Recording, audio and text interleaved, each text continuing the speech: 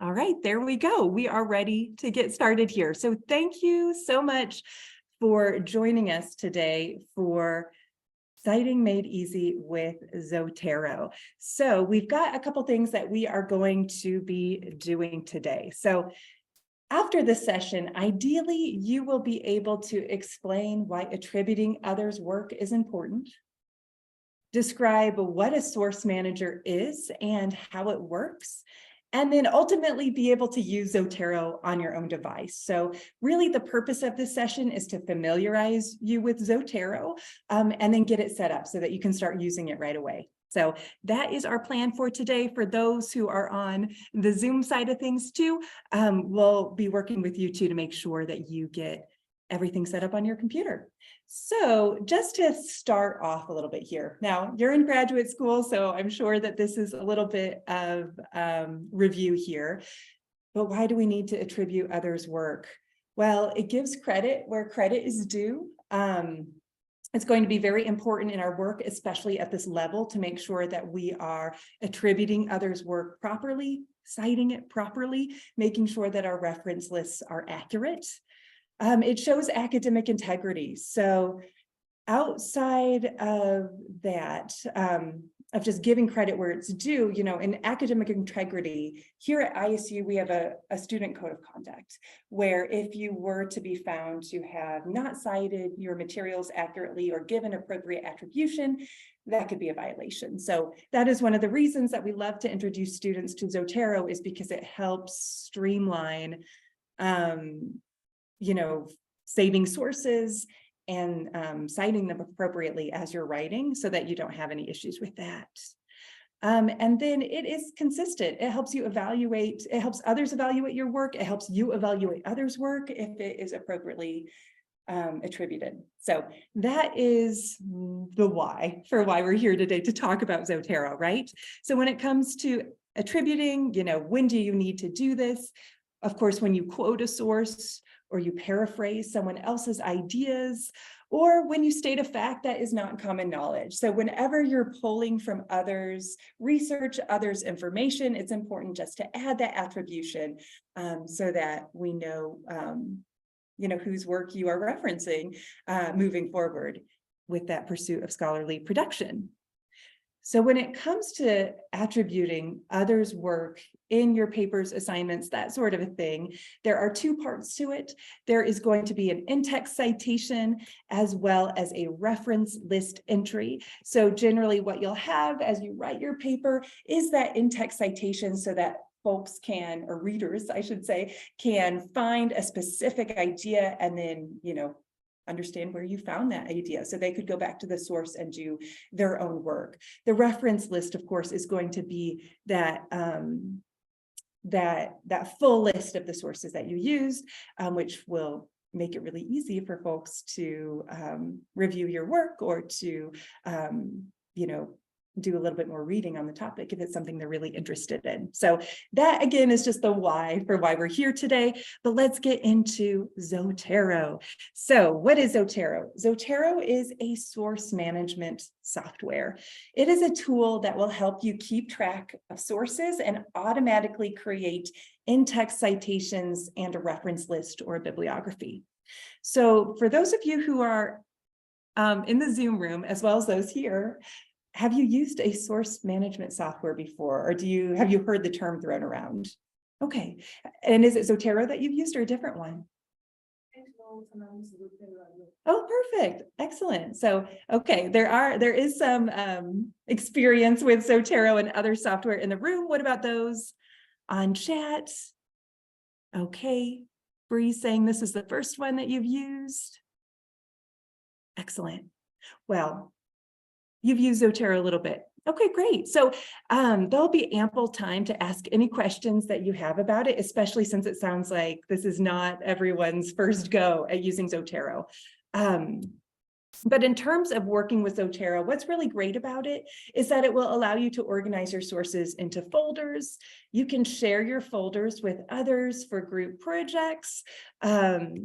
And you can cite as you write in Microsoft Word. I think that is really what makes Zotero such a good tool to use. So with that said, we are actually going to take a look at Zotero, and then we'll have some time for everyone to get it installed on their computers. And then from there, we'll show some of the different features and functionality that go along with Zotero. So I'm going to exit out of my PowerPoint here, and I'm going to move Zotero into my sharing screen so that we can see what it looks like. Okay. So for those of you who haven't yet used Zotero or haven't seen what this tool looks like, essentially what Zotero does is it allows you to save all of your sources in one place where you can have all of the information that you would need to create full reference lists or to be able to do in-text citations. So for example, if I click in on a title here, and I can see by the little icon that it's a book, we have all sorts of metadata that is being collected about a given item. And there is a plugin that goes with Zotero that I'll show in a second called Zotero Connector that allows you to just automatically, grab all of this metadata so that you're not manually inputting it.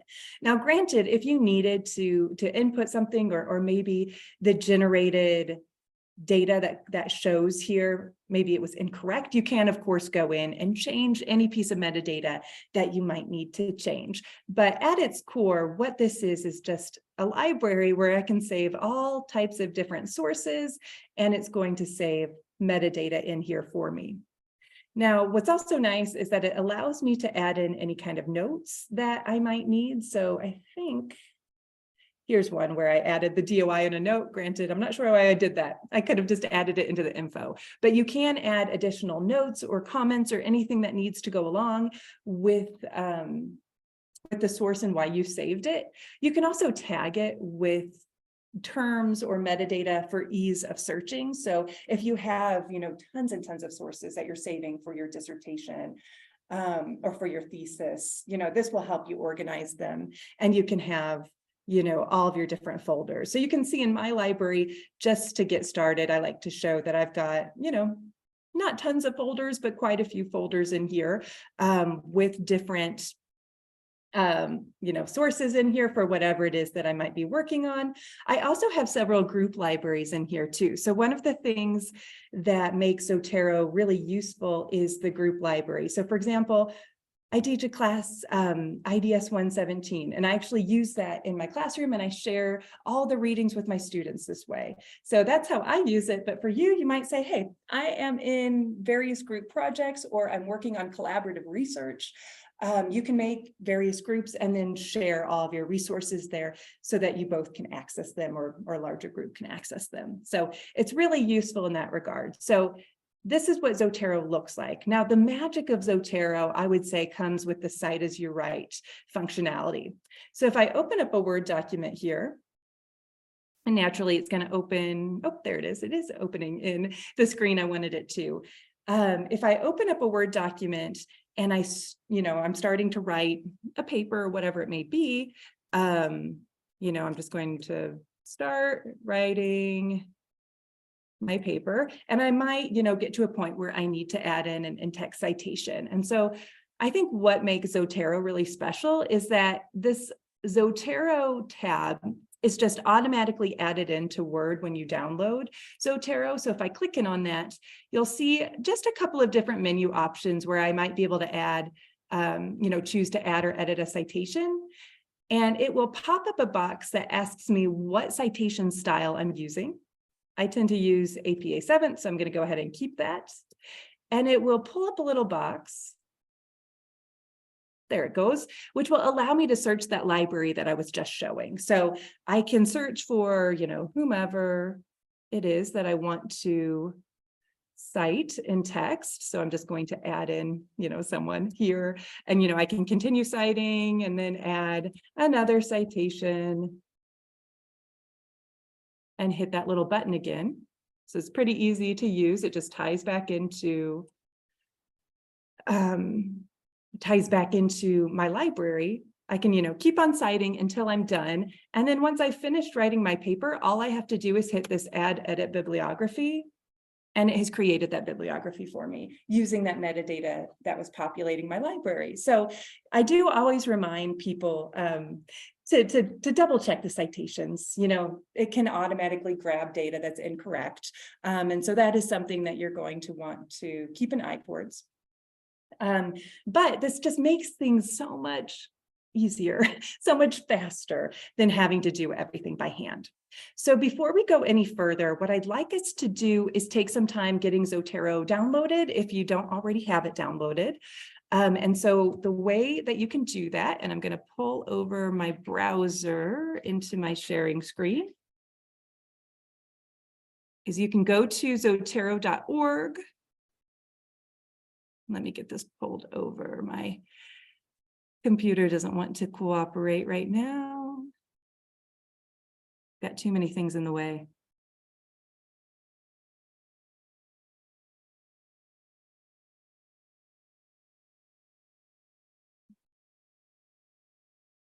Oh man, for some reason I just can't pick it up and pull it.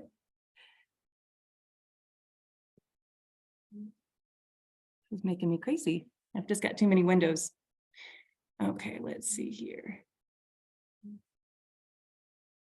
Okay, there we go. Finally got it up. So you'll go to zotero.org and you can go ahead and just download the client. And then once you do that, it should also prompt you to download Zotero Connector, which is a browser extension. It works really well in Chrome and Firefox. If you have a MacBook, it doesn't work so well in Safari. So that is something to be aware of if you are a MacBook user.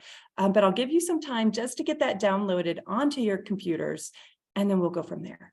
So I'm going to pause. I'm going to mute myself for a second here. And if there's any questions, feel free to put them in the chat, or, you guys can let me know too.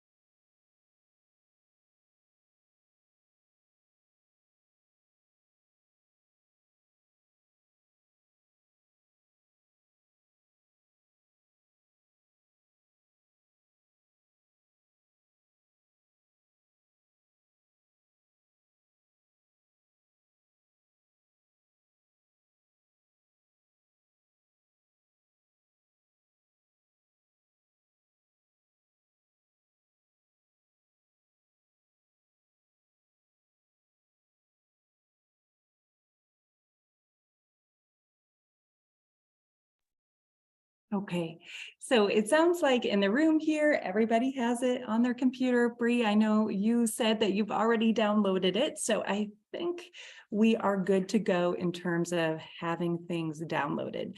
Now, one thing I like to mention about Zotero is when I use Zotero, you can just download it onto your computer and then just start using it. You don't actually have to have a login for it in order to use it on your personal computer. But if you want to use any of the group functionality, that is where you're going to need to have that online login. Do you already have your online login? Okay, so those in the room haven't done that. So I'll show you what you would need to do for that. So if you go to zotero.org, so I'm just going to go back over into the browser here. And I'm just going to go to log in. If you haven't yet registered, then you can register for a free account here. And so again, the benefit of registering your account is that you can access all of your materials online, but then also use that group's functionality if you're doing research with a colleague or are working on a group project or, sharing teaching resources, whatever it might be. So I would highly recommend that you register just for that purpose. But I know that when I started using Zotero, I just had it on my computer. I didn't register for a while. And so, you might find that you can still use Zotero without your own login. Now, for the login, you don't have to use your Illinois State University email address, because this is not affiliated with the university. This is just a free open source tool that we really, really like to use. And what the benefit there is too, is when you leave ISU, you can still have record of all of the different sources you were using. So that is something that makes it fairly nice as well. So if you decide to, create the login here, there is a place that you will then add your login in Zotero, the actual desktop application. So where you would go for that is if we go into edit and preferences. And of course, my little preference pop-up opens in the other tab. Let me pull this over. There will be a place where you can put in your username. So since I've already added mine, I see the unlink account button, but on that sync tab, this is where you would add in your username information so that you can save things to your online account. So I'll give everyone just a couple moments to do that. And yes, of course, Bree, I can show you how to get to the preferences. So if you're in the Zotero application, just go to edit, all the way down to preferences, and then it should open to the sync tab. And that is where you can add in your username and password so that you are syncing your online account with the application on your computer.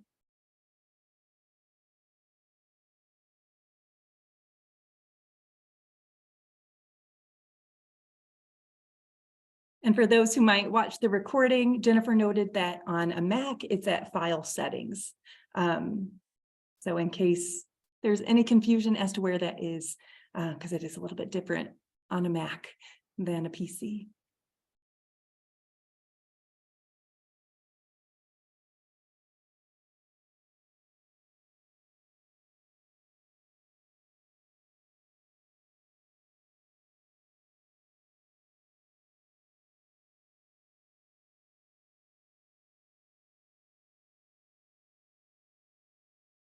And Bree notes that on her Mac, you have to click the Zotero button at the top, not file, but settings is under that. So thank you for that, Bree.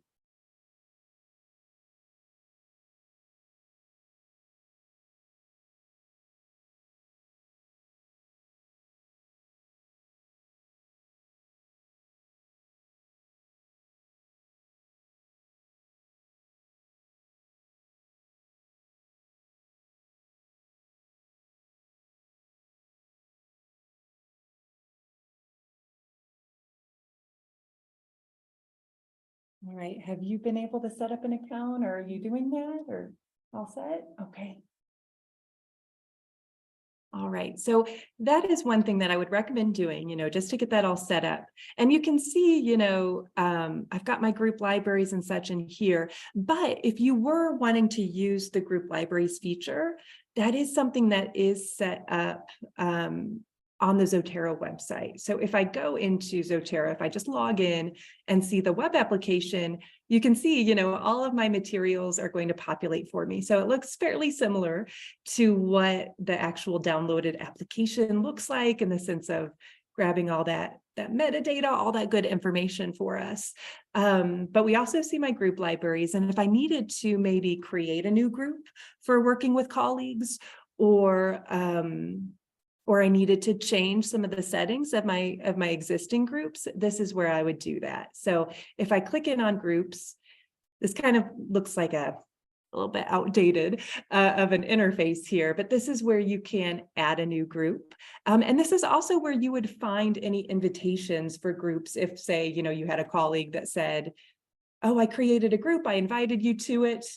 If you're like, how do I accept that invitation? I don't see it. This is where you would go for that. So if you go into the groups, I'll just choose, maybe I'll choose this one, because this is a little group that I have with a colleague. If I go in and say, manage the members of it, this is where you can go in and, send an invitation. So that is probably, one of the most likely things you'll do is just come in and send an invitation for a group. Or I'm just going to click on that groups one more time if I'm thinking, you know what, I am ready to just create a whole new group. When I create a new group, you can choose a name for your group, and then you have 3 different options. It can be public open membership, which means that anyone could view your group and then choose to join it. It could be a public closed membership, which means that people could see your group, see the resources, but they wouldn't be able to actually join it, or a private membership. I would say personally, most of the groups that I'm in are private groups, just because they're with colleagues and not something that not like a reading list that I want to share with the world, although you certainly could use it that way if you so choose. So let's say I want to create a private group. I'm just going to call it Lindsay Test Group because I'm going to probably remove this later. And once I choose to create it, that's where you again can confirm that you want this to be private. You can identify who can add, or excuse me, who can see it. So any group member in this case, since it's private. You can also, identify who can add to the library or remove from it. So, maybe I only want admins to be able to add or remove materials. Same with file editing. And that might come into play in the case that I mentioned of I use a Zotero library with my students, so I don't want them removing readings, for example. And so I might say, oh, I'm the only admin, and thus I'm the only one who can add or remove materials. But if you're working in a collaborative setting, then having any group editor, or excuse me, any group members be able to do editing, that would make sense in that case. Okay, so once I have that all saved, I should be able to just go back into my group. And I'll see my members. Oh, I'm the only member in there, obviously, but I'd be able to go back into my settings and then start, adding members to it. I can delete it. This member setting is actually where I need to go to add those members and send any sort of invitations, which would just be to an email address. So you can see like my username, for example, was VLTG. I wouldn't expect anyone to know my Zotero username because I don't use anything standard for that. I use LSCAG for everything else, but you can just put in their email addresses if you know what they're using. So using the groups is, once you get it set up, then everything syncs automatically and there's not much, maintenance you would have to do. It's just a matter of getting it set up. So I'm going to pause here and ask if there's any questions about the group situation. Okay, hearing none in the room. Anything on chat? Okay, I'm going to take silence to mean we're all good here. So when it comes to like the web application that we're looking at here, Zotero.org, which is where, you sign up for your account, you can view your library on the web if you're using another computer or what have you, or switching computers, whatever you need to do. This is also, of course, where you go for groups. But that's pretty much it, I would say, for this web version. So now let's talk about actually getting our sources into Zotero, because that's probably something you might care about a little bit more than the groups. So when it comes to actually adding in sources, hopefully y'all have added in that Zotero connector. So that's going to be a browser extension. Again, it works really well with Chrome or Firefox, not so well with Safari. But the way that this works is, let's say that I am searching for, some articles or something along those lines. I'm just going to search for instructional pedagogy just to kick us off. What's nice with Zotero is, I can be searching the library's catalog like I am right now, and it will be able to tie in and grab metadata from the catalog, but it's not limited to just this sort of a website. I could go to YouTube and save a YouTube video. I can go to Twitter and save a tweet. I can look up articles on Google Scholar and save information that way. So you really are not limited to where you're finding your sources. So let's say that I find this first article and I think that this looks really great. Normally what I choose to do is to just actually click into the article, because ideally I'm saving it because, I have found that it's going to be useful for me. So let me get logged in here real quick so I can access it.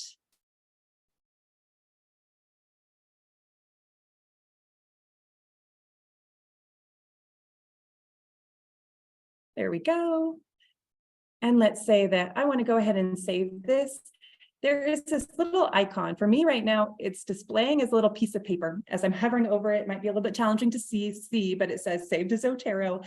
And if I click onto that, it will allow me to choose, what folder do I want to save this to? In this case, I'm going to, where am I going to save this? I'm going to put this in my workshop library, which is for the sake of running workshops such as this. So I can go ahead and save that information into whatever folder it is that I want. And this is why I highly recommend, of course, adding that connector, or, for those who really love Safari, switching your browsers just so you can automatically grab that information. So again, if I go over into Zotero, let me see, am I in my workshop library? I think so. Here it is, it's already here. And I can take a look at this information. I might at this point choose to, edit some information, change some information, that sort of a thing. Now, I have Zotero set up to automatically grab attachments. So in this case, we can see, when I opened this article, we have the PDF. And since I've opened this to the PDF, when I clicked on this to save it to Zotero, it not only grabbed the metadata, it also downloaded that attachment for me too. So if I double click on this in Zotero, I can actually read the article in Zotero. So that's something that makes it really nice as well. And this works in that group library too. It has to be a private group for people to be able to see, any sort of shared attachment. But you can add it in order to, save some of those attachments. So I think, yeah, Jennifer was saying in your settings, you can set this up to save those attachments. And I'm just double checking if it is, yes, it's in your general preferences. So I have this, I can't remember if it is automatically checked when you download Zotero, but if it's not, you can, check the options to say automatically attach the associated PDFs and things like that, so that you can save that information when needed. Okay, I'm going to pause here for a moment, just to make sure that there aren't any other questions. Okay, Bree, you found it, perfect. Do either of you have any questions? Yes. Yeah. Try to open a book. Yeah. But I don't see any PDF where I can actually automatically send to. Oh yeah. So in that case, you wouldn't be able, like the PDF just isn't available because I think that's a print item. So in that case, you would just be saving the metadata for later when you're citing. So there was a good question in the room. I'm just going to repeat it for the sake of those of you watching the recording or on Zoom.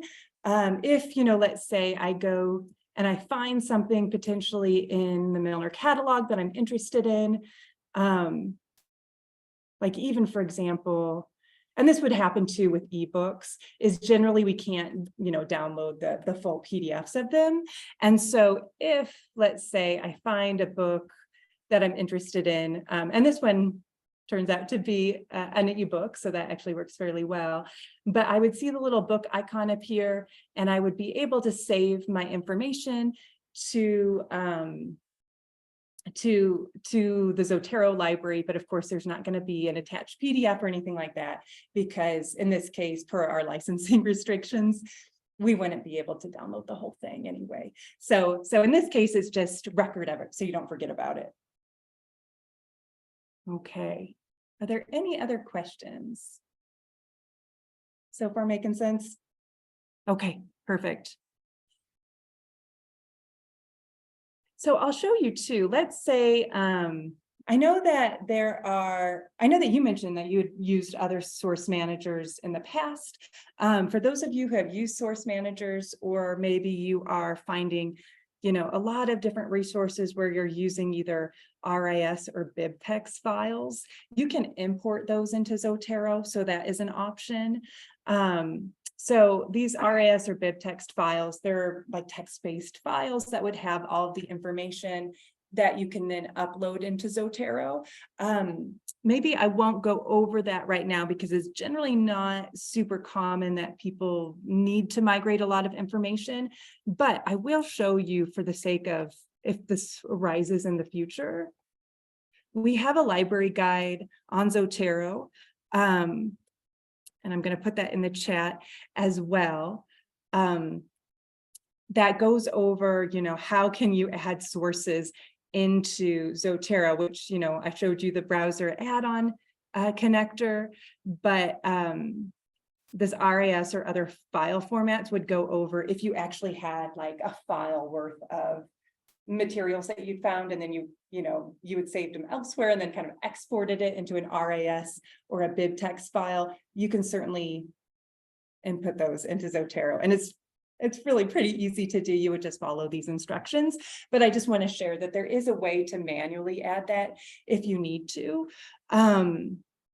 Or, if you need to actually just manually add and type in a source, you are more than welcome to do that. So of course, this guide is going to show you how to do it. Super easy. If I was to come in here and maybe I had a physical library book in front of me, and I'm thinking, oh, wow, I really want to add this in, and I just am not going to take the time to go look it up on the website, or maybe it's just a personal copy or something that someone lended me.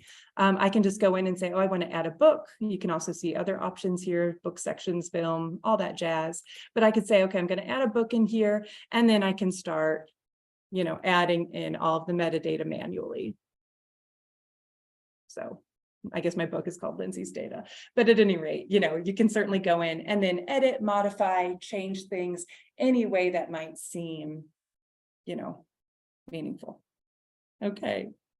So adding the information is tweaking it, fairly easy to do. But if you have any questions, you're always more than welcome to contact us at the library, and also use that Zotero guide. And Jennifer is included on that guide and is a great resource in case you need any help with it. Okay. So I think I've given, the basics of using Zotero. So I'm going to pause and just ask if there are any questions in the Zoom room, any questions here, anything that you were hoping to be able to do or hoping to learn about Zotero today.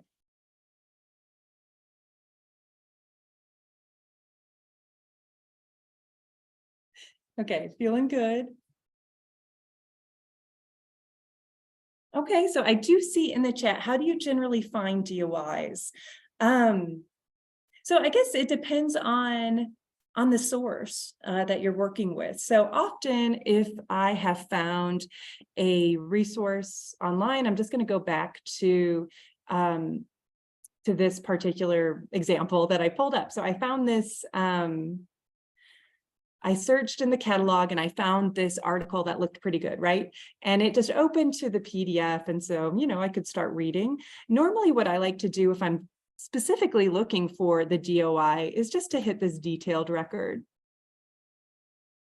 And generally, this in the EBSCO databases, I'll say it should be listed and then it won't be listed. But often it is going to be on this metadata page. In this particular instance, I am not seeing a DOI that is associated. But I will say, generally speaking, you're going to be able to find a DOI on the metadata page. Or sometimes it's even listed like on the title page itself. Jennifer makes an excellent point that not all items have a DOI.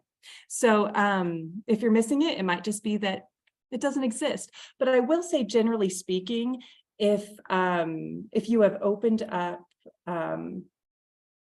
your an article specifically to like a detail record, or you're looking at a page that has all the metadata available, generally it's going to be listed in this section. So it's pretty safe to be able to look there and find it. Yeah, and Jennifer also noted, for those of you who use APA style, it is required if it's available, the DOI, but if it's not there, nobody's asking you to make one up. So, yeah. Are there any other questions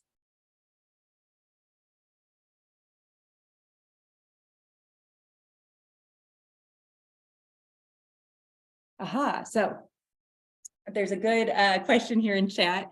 And I know, Jennifer, you're on top of this too, but I'm going to share for the sake of you in the room and for the recording. So the question is, if I found a source that downloads as a PDF and it's not available, or excuse me, it's not able to be saved by Zotero connector, which sometimes that happens, is there a way to upload the PDF to Zotero instead? So if you wanted to have that PDF in your Zotero folders for later, and the answer is yes. So if I go into Zotero, let me see here. Sometimes I have to remind myself where exactly to look.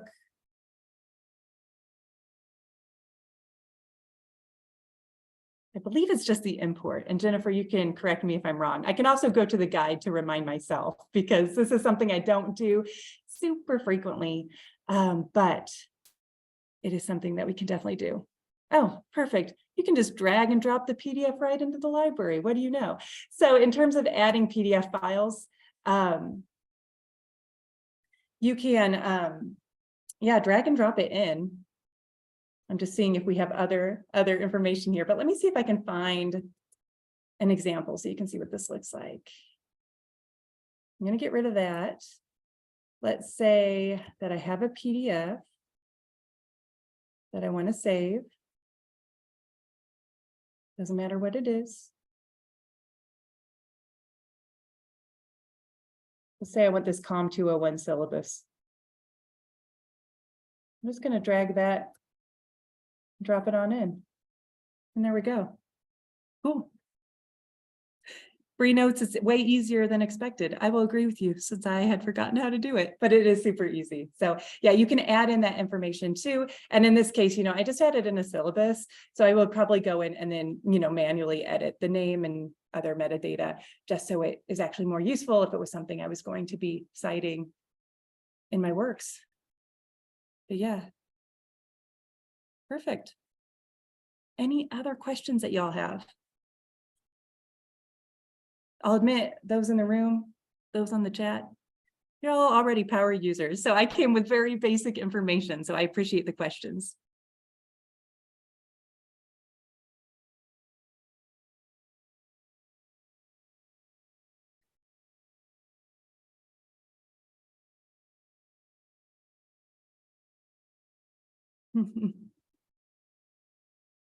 All right.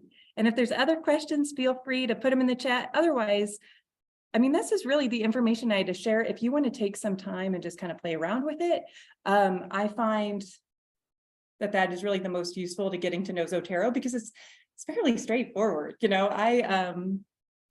I just so highly recommend that students, and not just graduate students, undergraduate students, whomever, just have it in their back pocket to be able to save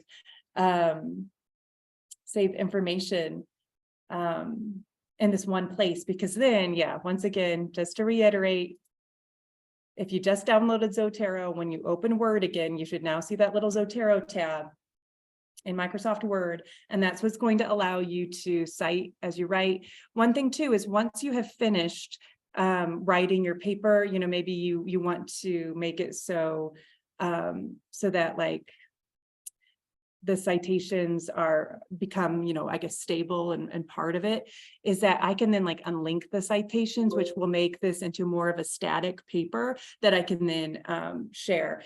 Because as I add more citations or I remove citations, I can refresh it so that the bibliography or reference list is refreshed at the same time. But if, I've finished things and I don't want, maybe I'm trying to edit my paper, and sometimes when you're editing, like the Zotero pop-ups can kind of get in the way. If you needed to just make it, I guess freeze it so that the document then isn't going to change if you were to like remove a citation or add a citation or something like that. You just kind of want to work with it as a normal Word document. Then you can just do that, unlink citations, and you're set to go. So that's something to be aware of too. But this is what I think makes Zotero a top-notch tool, is just how easy it makes citing while you write and then generating these bibliographies. And I see that the word extension is amazing. I agree with you. So absolutely. All right. Well, I will hang out for a little bit if there are other questions. And if there's any questions in here, I'm happy to answer those, or in the future. Let me just put up one more thing here is I shared the guide that we have for Zotero, so it's super helpful. And then here's my email address as well as Jennifer's address. Jennifer's the true Zotero master here. So feel free to email either of us if you ever have any questions that arise. We would be more than happy to help you. Yeah. All right. Thanks so much.